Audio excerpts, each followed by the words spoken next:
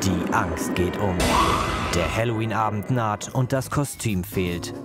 Conny Marullo und ihre Tochter Michelle sind deshalb auf Einkaufstour. Torschlusspanik vor dem Gruselfest. Ich bin jetzt richtig kaputt von diesem Shoppen und auf letzter Minute haben wir das gemacht.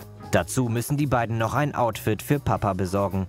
Höchste Zeit, denn heute Abend gruselt sich die Familie besonders stilvoll. Ja, wir gehen auf ein Schloss.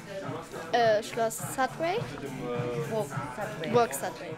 Die Marullos sind nicht die einzigen, die sich noch auf den letzten Drücker einkleiden. Ich will böser Clown werden, ich schmink mein Gesicht ein bisschen, ziehe mir was Schwarzes an, habe mir hier einen Hut gekauft und ja, noch eine Fliege und mal schauen, was ich daraus kreiere. Halloween kommt bei den Kölnern immer besser an. Hier im Kostümgeschäft Deiters ist das besonders zu spüren. Auf jeden Fall. Also so seit 2010 hat sich das verfünffacht. Also es ist nicht mehr tot zu kriegen. Dabei ist Halloween ein Fest, das erst in den letzten Jahren so richtig populär geworden ist. Kostümpartys gibt es in Köln doch eigentlich genug. Brauchen wir also überhaupt Halloween? Nein, braucht man nicht. Die Leute sind so schon aufgeregt genug, da braucht man da nicht nachhelfen. Schön, kann man trinken, Alkohol. Also muss schon sein. Also du sagst, Hauptsache es gibt eine weitere Party, wo ordentlich gesoffen wird. Richtig.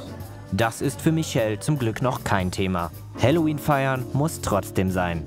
Es ist halt so Tradition geworden und da habe ich immer Jahr zu Jahr mehr Freude dran. Wenn nur der Shoppingstress nicht wäre.